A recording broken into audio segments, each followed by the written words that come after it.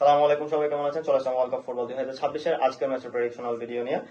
ভোর 6টার সময় যে দুটি দল মাঠে নামছে, কেপ ভার্দে এবং সৌদি আরবিয়া। অলরেডি আপনারা কেপ ভার্দের নামটা জেনে শুনে থাকবেন। আর সৌদি আরবকে চিনে না এমন কোন টিম বা সমর্থক আমার মনে হয় না আছে, কারণ 2022 সালে আর্জেন্টিনার মতো একটা টিমকে 2-1 ব্যবধানে হারিয়ে দেওয়ার মতো যোগ্যতা তারা অলরেডি অর্জন করে রেখেছে। সেই একটা অঘটনকে মনে রাখার জন্য সৌদি আরবের টিমটাকে আপনাদের মনে রাখা উচিত। যাই হোক, যদি প্রবল লাইন আপ নিয়ে চলে আসি, কেপ ভার্দের গোলকিপার পজিশনে বজিনহা। স্বাভাবিক অর্থে বজিনহা এই বিশ্বকাপে সবচেয়ে বেশি হাইলাইটেড একটা প্লেয়ার। রাইট ব্যাক পজিশনে মোরেইরা এবং লেফট ব্যাক পজিশনে স্টোপেরিয়া। সেন্টার ব্যাক হিসেবে দেয়াইনি এবং পাইরেস, এই দুজন থাকছে। ডিফেন্সিভ মিডফিল্ডার পজিশনে পিনা এবং সেন্ট্রাল মিডফিল্ডার পজিশনে মন্তিয়ারো এবং ডুয়ার্টে, এই ডুয়োটা দেখা যেতে পারে। রাইট উইং ফরওয়ার্ড পজিশনে মেন্দেস এবং লেফট উইং ফরওয়ার্ড পজিশনে রদ্রিগেস এবং স্ট্রাইকার পজিশনে ট্রাভিয়াস, এই তিনজনকে দেখা যেতে পারে ফরওয়ার্ড লাইনে।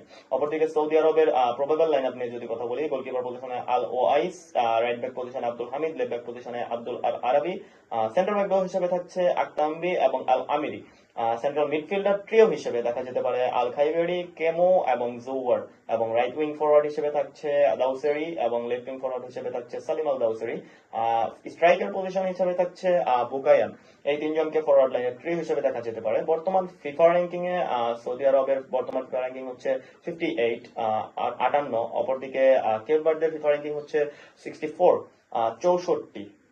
খুব একটা ডিফারেন্স নেই 58 এবং 64-র মধ্যে। দুইটা টিমই এই বিশ্বকাপে তাদের যোগ্যতার প্রমাণ দিয়েছে। সৌদি আরব অলরেডি উরুগুয়ের সঙ্গে একটা ম্যাচ ড্র করেছে, যেটা তাদেরকে এই বিশ্বকাপে টিকিয়ে রাখার জন্য অনেক বেশি হেল্প করেছে।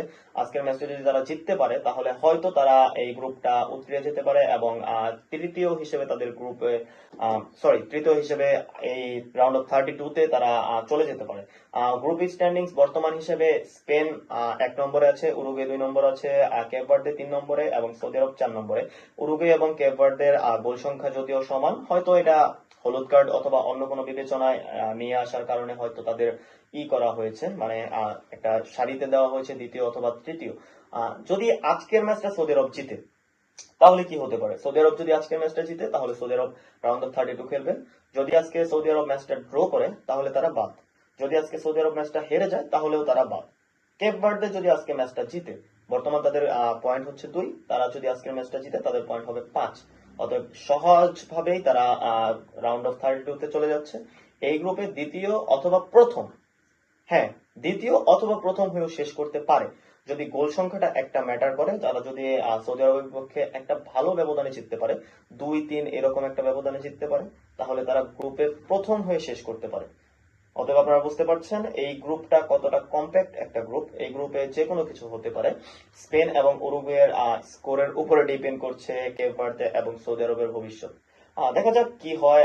আপনারা আপনাদের মতামত জানাতে পারেন আমাদের ইউটিউব চ্যানেলে। আমাদের YouTube channel sports zone live BD, অথবা ফেসবুকের মাধ্যমে যে কোনো প্রেডিকশনাল ভিডিওর মতামত অথবা প্রেডিকশন জানাতে পারেন আমাদের ইউটিউব চ্যানেলে। Thank you very much.